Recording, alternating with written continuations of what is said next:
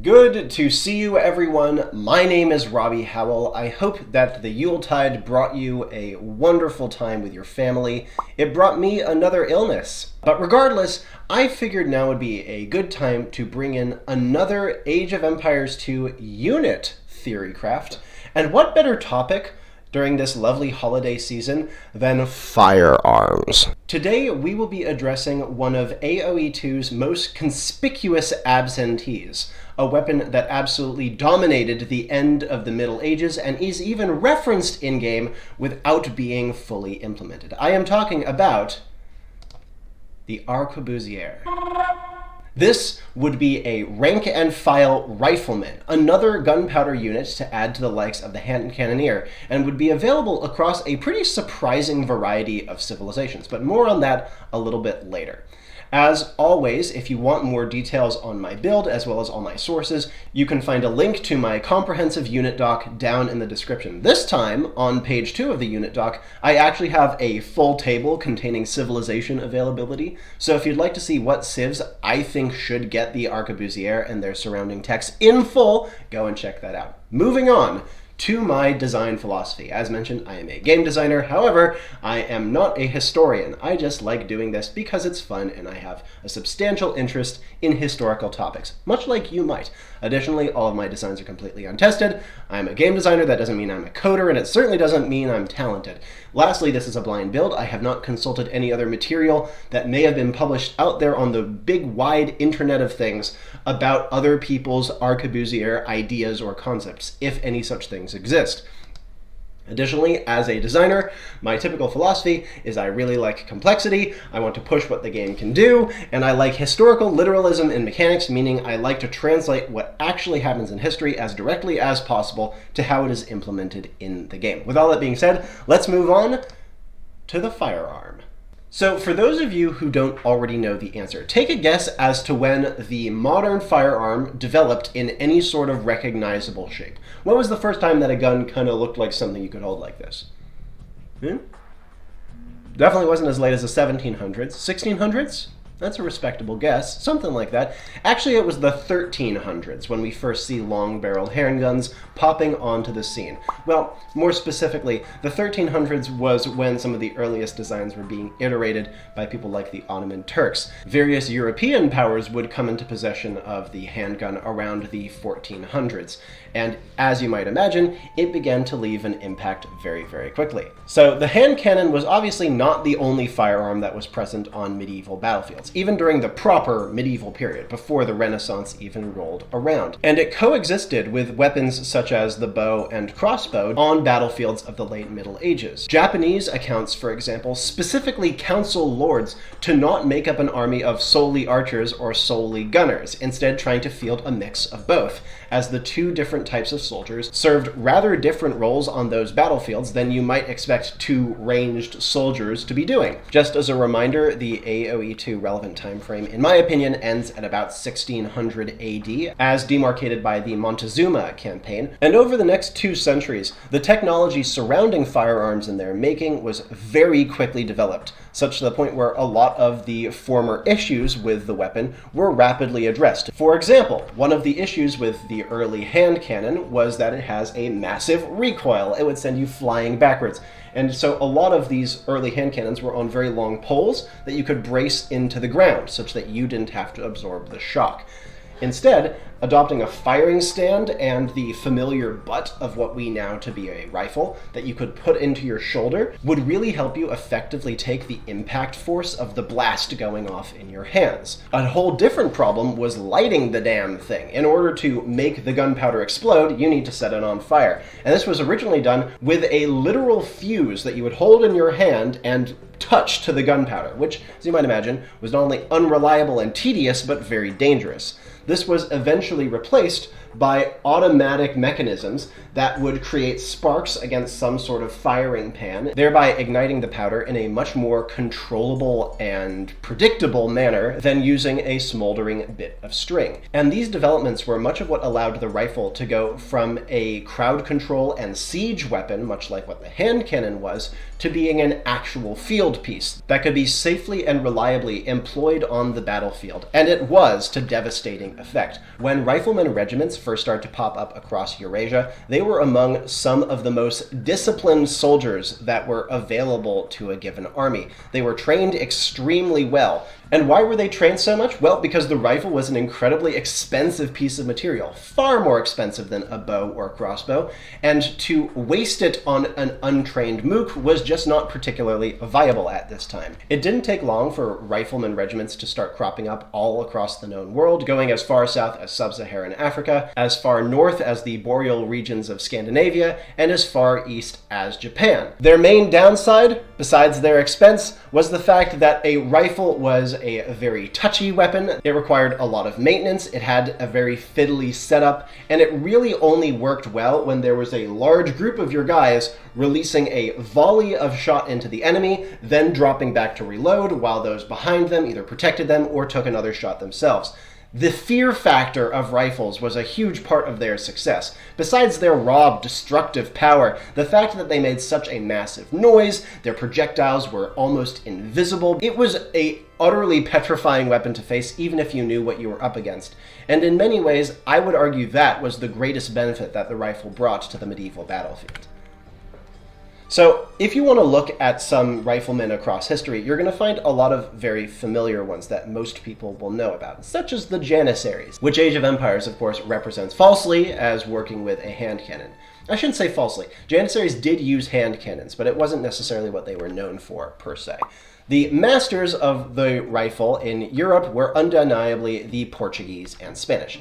The tercio, pike and shot regiments, were some of the first of their kind to develop in the West, and led to a revolution in warfare that pretty much saw the vanishing of the shield from the European battlefield to be replaced instead with powerful two-handed weapons wielded in formation and just kind of getting stuck in with your opponent and blasting them until one side ran away.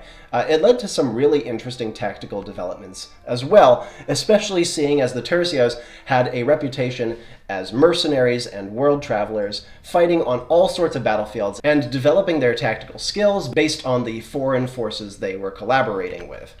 Additionally, however, the Japanese developed a substantial rifle tradition as well after they imported it from the Portuguese, as you might expect. We have this association of the rifle as being like a dishonorable weapon these days, but that was not the case for the Japanese whatsoever. While their normal Ashigaru infantrymen did train extensively with the arquebus, samurai arquebus regiments were also extremely common.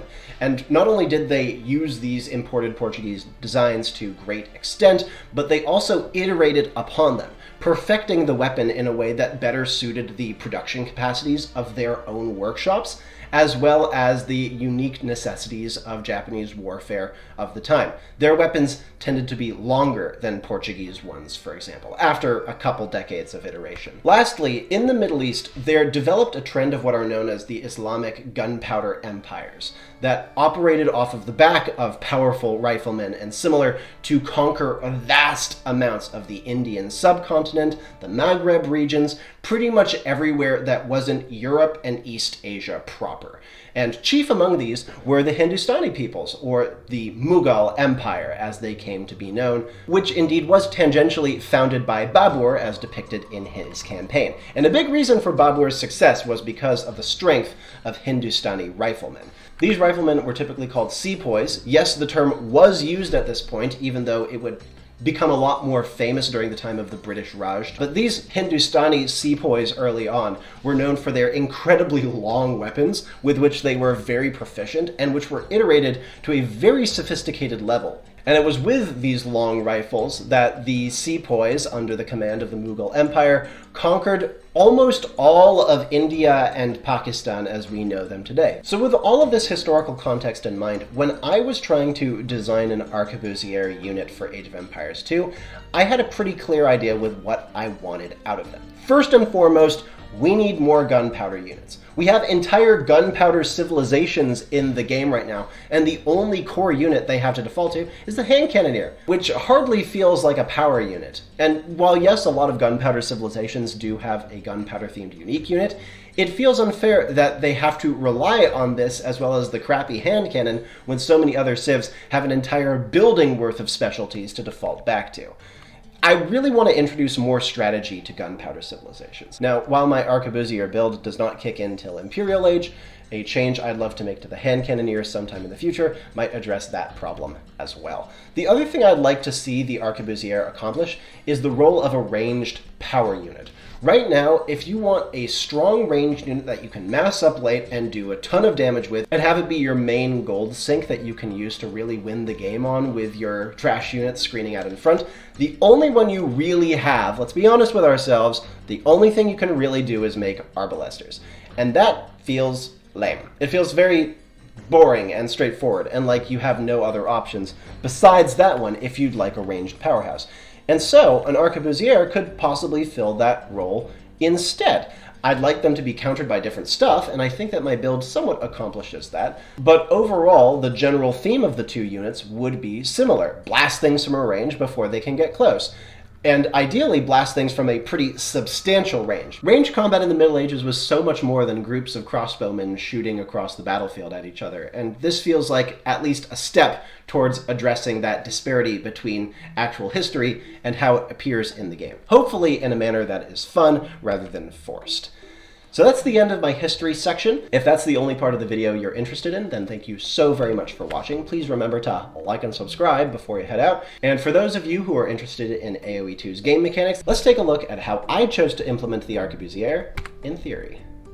So, what do we have here? Well, at a glance, the Arquebusier has one upgrade, the Caliverman, which also kicks in the Imperial Age. The Caliver was an English term referring to kind of a proto-musket. There's some debate over what the distinction is between a Caliver and an arquebus. I just knew that I didn't want to call them musketmen because the musket was definitely a lot more common later on in history, and frankly, Caliver sounds cool, so I wanted to go with it. As you might expect, both of these units are available at the archery range in Imperial Age. They both require chemistry, and the upgrade to Caliverman is quite expensive, with a particular emphasis on gold. An emphasis on gold is a running theme with this unit, as you will shortly see. To give a quick overview of their stats, the Arquebusier would have a fairly trivial wood cost equivalent to the archer line, and a massive gold cost, even greater than a knight. Their total resource cost would also be almost double that of what you would get out of a crossbow line unit. What are you getting in return? You're getting massive attack. Like, really, probably in the 20s in terms of the actual number. They also have good range. They would have unupgraded 8 range, equivalent to an Arbalester with Bodkin arrow, so just below that of a fully upgraded one. And, on top of all that, their attacks ignore armor, so no amount of Huskarls is going to stop you from mowing down your opponent's force from afar. Now, that all sounds very fine and dandy, but they have a number of downsides. They are slow units. They would be, I think, about as slow as the swordsman line, maybe even a little bit slower. So unlike with archer line units, you can't micro them nearly as well or do hit and run stuff to the same degree. They also have a very low rate of fire, probably getting close to the rate of fire of some siege weapons, which means that, once again, hard to hit and run. That's compounded even further by the fact that their attack delay, which is the amount of time it takes between when you click and when the unit does the thing, that's also very low. So in summary, don't try to hit and run with these guys. That remains the job of Arbalesters. And you'll wish that you could hit and run with them because, like a skirmisher, they have a minimum firing range, which makes them extremely vulnerable when you get up close to them. A lot of downsides, especially for the gold costs. So what else do they have going on? Well, they also have really bad accuracy. Though, like the Arambai, they would still deal full damage if they accidentally hit someone with one of their attacks. So that's really quite a lot of downsides, isn't it? Do they have anything else going for them? Yes, they do have something else going for them. Whenever they hit a target, they reduce that target's attack by 1. And this debuff lingers until the target is out of combat for like a substantial period, maybe like 30 seconds to a minute, and it stacks. So if you have a single enemy paladin or something, and you have 5 calivermen, you can reduce that paladin's attack down to 1 in just 3 volleys. It would not be able to go lower than 1, however. So you'd be able to make the paladin incredibly scared of you, and even if it was able to get on top of your regiment, it would do almost nothing to them.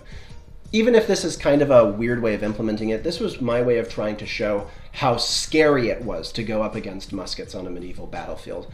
And I think it is part of what gives the Arquebusier their niche, in my opinion. Or at least that's the intention. As a final note that's not listed here, Arquebusier projectiles would be almost instantaneous, so they're very hard to dodge. They do still have that bad accuracy, and they're not affected by ballistics, but they won't be juking you at the very least. As mentioned previously, for more specific details on the build's stats, go take a look at the unit doc down in the description. I have the actual numbers in there this time, so take a peek if you are interested. Moving on. What technologies would surround the Arquebusier? They have 2 that I have developed for this particular build, one of which is entirely specific to the unit, and the other of which is a little more broad. Let's start with a more broad one. Corned powder. Now what does that mean? Well, corning was a process by which gunpowder could be developed into kind of storable and transportable pucks. It made gunpowder a whole lot easier to mass produce, but also a lot easier to handle, and tended to be less prone to the incidental impurities that could lead to an explosion if you were unlucky when firing. So in-game, corned powder would be available in the Imperial Age at the University. It would have a food and wood cost similar to Siege Engineers, and it would give plus 10% rate of fire and a minus 10% gold cost, representing how much easier it was to handle and produce gunpowder weapons when you had corned powder on your side. Note that this effect applies to all gunpowder units, not just the Arquebusier. And so this would be kind of a capstone tech for gunpowder civilizations, and would ideally allow them to hit a really nice power spike in Imperial Age without costing gold, unlike so many other gunpowder-themed technologies. The second, more specific unit technology is long barrel. This would have a decent wood cost and a pretty mild gold cost, be available at the archery range in Imperial Age. Now, of course, all arquebuses and similar rifles are referred to as long-barreled handguns, but we're talking really long barrels with this technology. So what would long barrel do? Well, it would give the Arquebusier +1 range, making them equivalent to a fully upgraded arbalest, and improves their accuracy. Accuracy is nice for the arquebus, but is not entirely mandatory because, again, their shots do full damage to incidental targets. So you're mostly getting this for the range bonus. Add to that the Caliverman upgrade gives you another +1 range, and if you have a fully maxed out arquebus line, you can actually outrange other civilizations' fully upgraded arbalests. That's a pretty big advantage, though of course if you're shooting from that distance, there's a good chance you're missing a lot of shots unless your enemy has a very large death ball of units rumbling towards you. So it's a trade-off, but in theory it should be a very beneficial trade-off that a lot of civilizations will be very happy to take. Let's move on to the unit's strengths. The massive power is the main reason you are building the arquebus line. You have the best attack in the game at your disposal, minus siege weapons. And late in the game, you typically don't have the micro resources to manage all of your army at once. So it's good to have like a single power stack that you can hit to control group 1, and you can tap back in whenever you need to give them a couple specific orders. Those are usually going to be your ranged units, and the arquebus is a perfect contender for being your main control group on an Imperial Age battlefield. The arquebus also has the huge advantage of being very strong against enemy power units. Not only do you ignore armor, so you can chew down knights like they're made of paper, but you also, as mentioned, outrange even the arbalest if you can manage to fully upgrade them. And this should mean that you can pick off some of your opponent's control group 1 stack before they even get to you. But even before the two of you have massive stacks, you can actually one-shot pretty much every unit in the game with a stack of like 5 to 10 arquebus.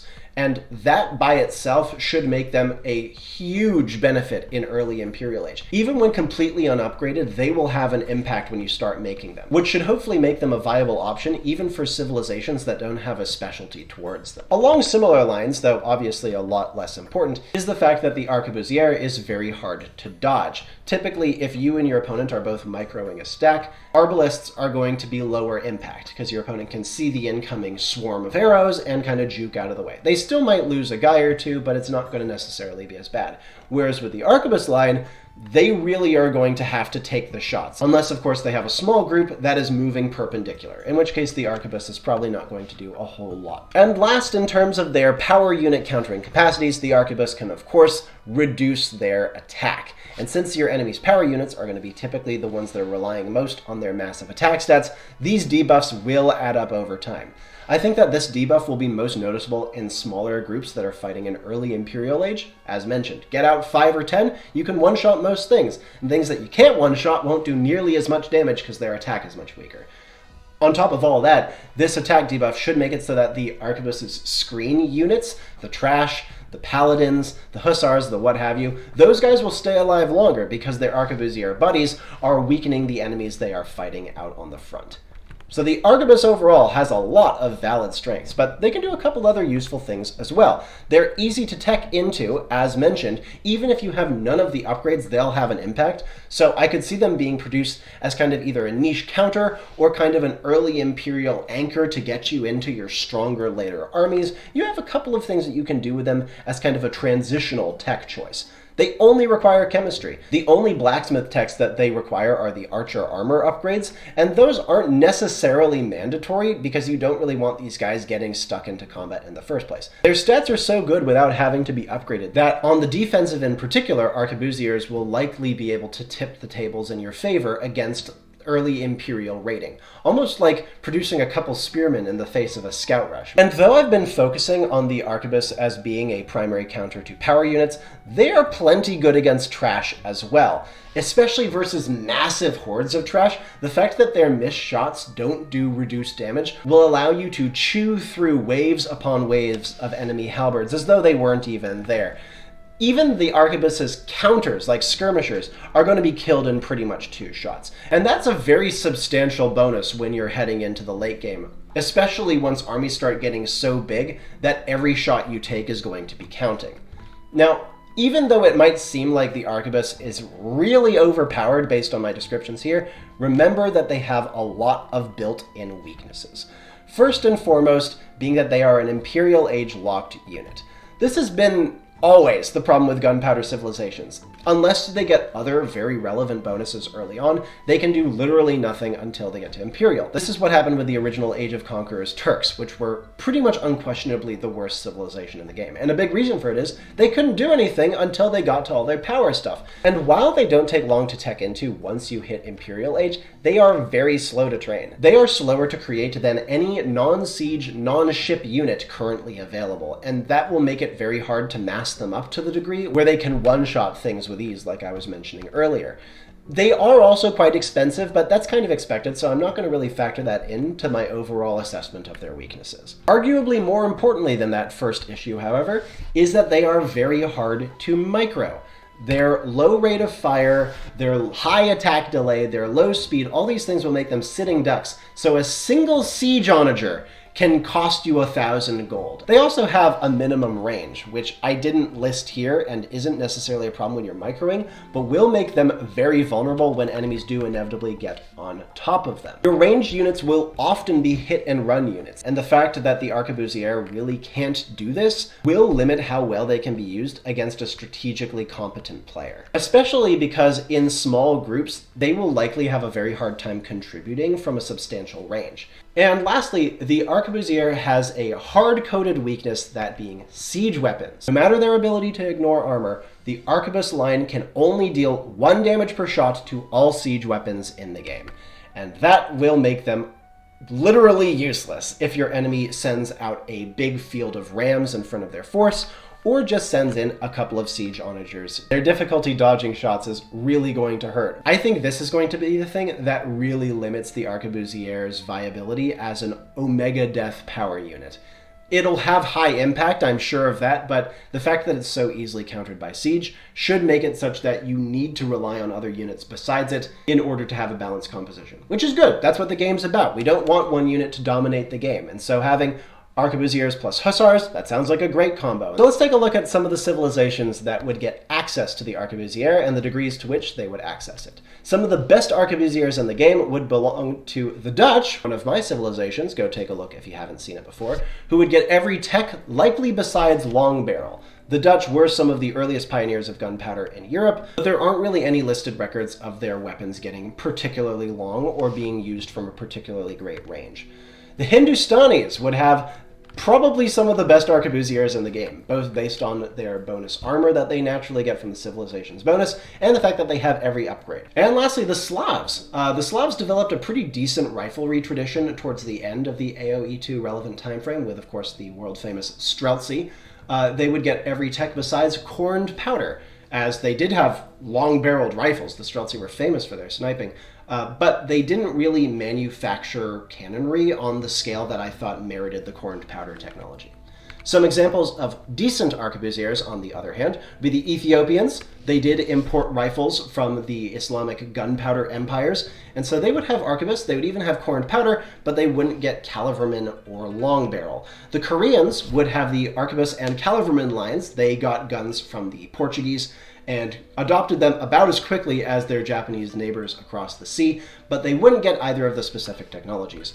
Another example would be the Lithuanians. They would have Arquebusier and the long barrel. They had a fairly surprisingly robust gunpowder tradition towards the end of the AoE2 relevant timeframe, and like their neighbors, the Slavs, they did have long-barreled snipers, but they really didn't do as much with them as some other civilizations. Lastly, for some weak Arquebusiers, I have some examples such as the Britons, Khmer, and Swedes. Another of my civilizations, go take a look up here if you'd like to see the full build. All of these civilizations would be limited to just getting the Arquebusier with no upgrades. As mentioned, this still could be an actually pretty useful unit. It just wouldn't be nearly as likely to be their main massed up late game power unit as some other civilizations. There are also plenty of civilizations that wouldn't get Arquebusiers whatsoever. Mesoamerican civs, the Byzantines, the Goths, though they get hand cannoneers now, which they shouldn't, the Mongols and similar steppe civilizations, and my Romans build. Go check that one out too if you'd like. So plenty of civilizations would be entirely without the Arquebusier, but I'd say almost half of them would get it, which is a pretty decent portion of the cast. It turns out that a revolutionary weapon spreads like wildfire, even over just 2 centuries. And as mentioned earlier, if you'd like to see a full civilization availability grid for the Arquebusier and all of its upgrades, go take a look at page 2 of my unit document linked in the description. One final note before we wrap up. The presence of the Arquebusier in game would of course require some updates to some current technologies and units. First and foremost, the Janissary. Everyone loves these guys. They're an iconic part of the game. I think they're very, very cool. I'd like to see them turn into a dual weapon unit like the Ratha.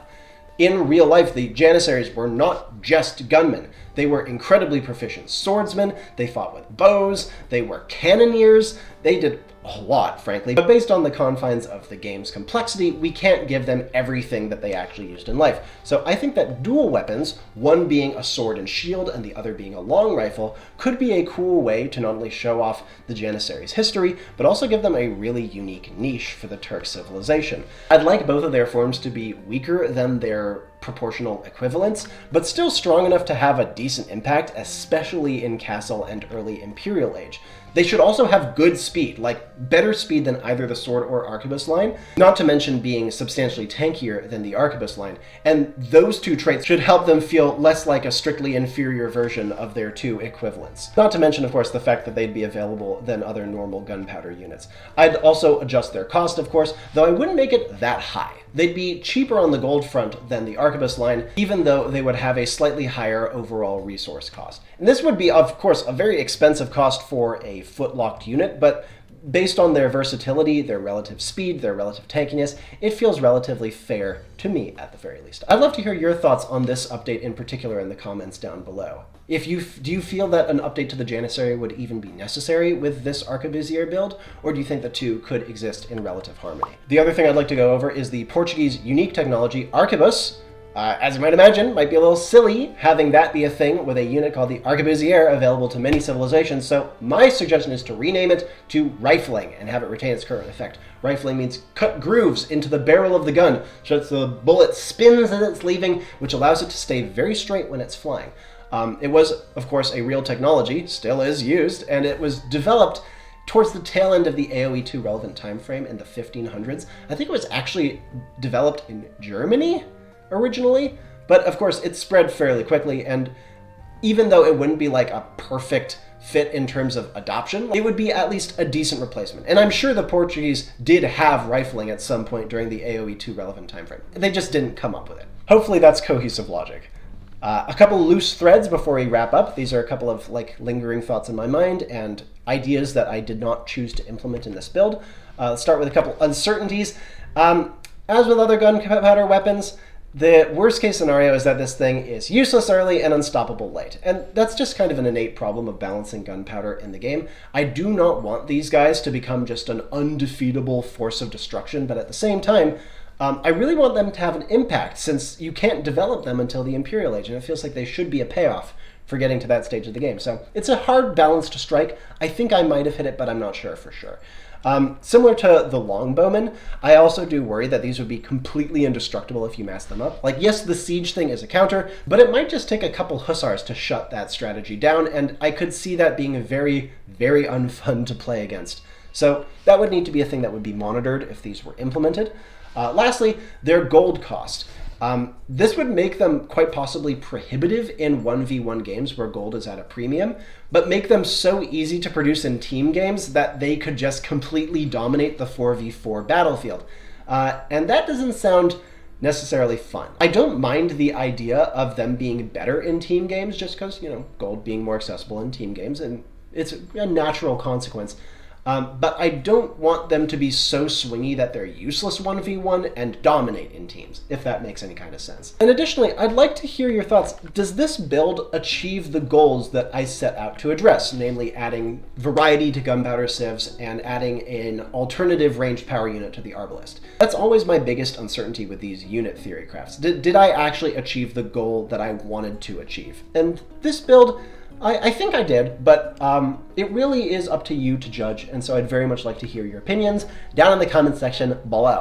Let's take a look at a couple of my tabled ideas. These are things I almost put in, but didn't quite. I had an idea for the Arquebus having a chance to backfire and actually hurt the user or those surrounding them. That idea was dropped fairly quickly, but still cool, still historically authentic. I also had the idea that they couldn't shoot over stuff like trees and walls and shit. While it would have, again, been accurate and made it such that their linear projectile played differently to bows and arrows, it felt extremely annoying and unintuitive, since no other mechanic in AoE2 actually plays with that mechanic, except for things like shooting over a cliff or a Hussite wagon, and that's different. I also liked the idea of the Arquebus line benefiting from ballistic by default, instead of just having the Portuguese unique technology do it, and I do still like this idea because riflemen could hit a moving target. It wasn't impossible. It wasn't like a hand cannon where you just kind of shot and hoped. They were able to aim the thing a lot more accurately. But it did take away some identity from the Portuguese and felt like it might be a little overpowered, because I liked the idea of them being best against massed enemies as opposed to being able to snipe off single ones. And so I could be convinced either way on this one, I think. Lastly, I initially had corned powder boosting training speed in addition to the other two listed ones. It felt like corned powder was doing too many things, so I decided to remove this, but I could be persuaded to re-implement it, especially because, again, it's very historically accurate. Corned powder's mass producibility was a big reason why cannons and rifles and the like were able to be produced at a greater rate, and so it makes a lot of sense historically, but might be just too strong, And lastly, I had the idea of a unique technology called Firing Stand that would improve the Arquebusier's microwing. Namely, it would improve their rate of fire, reduce their firing delay, increase their movement speed. Another thing that I think is cool and fitting, but I liked the weakness that they had in terms of their poor micro ability, and having a technology that kind of removed that downside felt like it could either be overpowered or would just kind of strip the unit of part of its identity, neither of which I liked. And with all that being said, we finally come to the end of my Arquebusier build. Before we sign off, let's take a look at the good old likeliniometer. In my opinion, how likely is it that the Arquebusier, or something very much like it, might be implemented into AoE2 at some point in the future? And now, on the likeliniometer, for the Arquebusier, we have a 3.5 out of 10. As with all unit theory crafts, I think it's quite unlikely that they will be implemented at all, but if one were to be, I could see the Arquebusier being one of the top candidates, especially again due to the lack of variety for gunpowder civilizations. If that becomes a rallying cry in the community, I could see the Arquebusier being a very clean fix to the issue, while also adding another element of strategy, historical authenticity, and raw power-tripping fun. I think these would be super fun to use, and I think that they'd quickly become a fan favorite. And with that, we come to the end of my Arquebusier build. How did you like my design? Tell me down in the comment section. I want to know what you would have done differently, if there's anything you think I missed, anything you think I implemented poorly. And as always, I'd love to hear what you would like me to tackle in the future, be it a civilization, be it a unit, or be it any other AoE2 related topic. Regardless, I very much hope you enjoyed, and as always, my name has been Robbie Howell. A very merry Yuletide to you all, and ciao for now.